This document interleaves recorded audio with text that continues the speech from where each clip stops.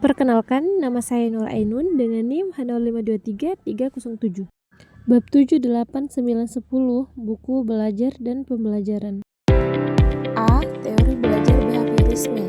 Teori belajar yang berpijak pada pandangan behaviorisme. Behaviorisme adalah teori belajar yang berfokus pada perubahan perilaku yang dapat diamati. Teori ini mengedepankan proses stimulus dan respons dalam proses belajar serta pentingnya penguatan untuk memperkuat perilaku yang diinginkan. Prinsip-prinsip utama behaviorisme. Prinsip-prinsip utama behaviorisme meliputi: 1. Belajar adalah perubahan perilaku. 2. Perilaku pengaruh oleh stimulus dan respons. 3. Penguatan penting untuk memperkuat perilaku yang diinginkan. Kelebihan dan kekurangan teori behaviorisme.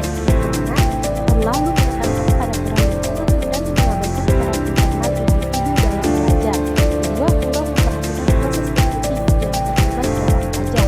Ketiga, berpotensi untuk digunakan secara manipulatif untuk mengendalikan perilaku individu. Kelemahan kelebihannya: mudah dipahami dan diterapkan, efektif untuk mengubah perilaku individu, berfokus pada hasil yang didapat. Aplikasi teori belajar behaviorisme dalam pembelajaran. 1. Penggunaan teknik perkondisian klasik seperti memberikan hadiah kepada siswa yang menyelesaikan dengan baik.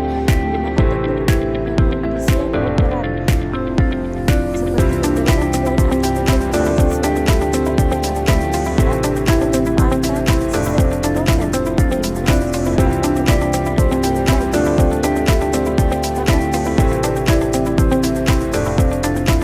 3. Pembelajaran berpijak pada teori belajar behaviorisme. Pembelajaran yang berpijak pada teori belajar behaviorisme berfokus pada perubahan perilaku individu sebagai hasil dari interaksi antara stimulus dan respons. Adapun ciri-ciri pembelajaran behaviorisme itu penekanan pada penguatan antara stimulus penggunaan penguatan pembelajaran terstruktur, penilaian berbasis efek kontak. B. Teori belajar kognitif. Teori belajar yang berpijak pada pandangan kognitif. Teori belajar kognitif merupakan salah satu teori belajar yang berfokus pada proses internal individu dalam belajar. Ini menekankan bagaimana individu memproses, menyiapkan, dan memiliki informasi. Adapun prinsip-prinsip utama kognitif meliputi: pengetahuan yang sudah dimiliki individu berperan penting dalam proses belajar.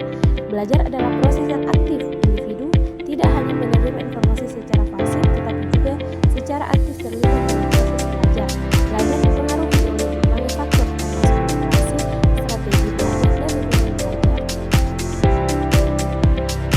2. Aplikasi teori belajar kognitif dalam pembelajaran.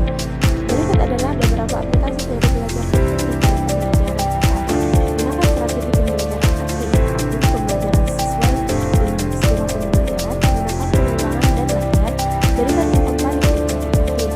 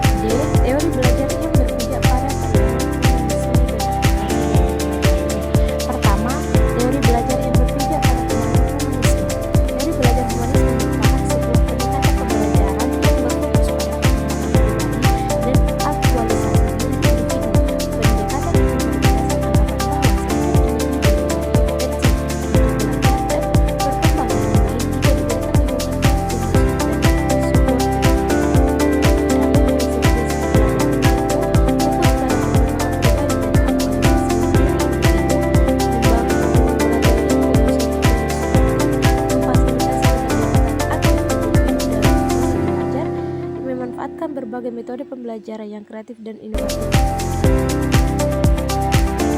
2. Aplikasi teori humanisme terhadap pembelajaran pendidik. Penggunaan portofolio dan penilaian autentik, pemanfaatan teknologi informasi dan komunikasi untuk mendukung pembelajaran, pembentukan komunitas belajar yang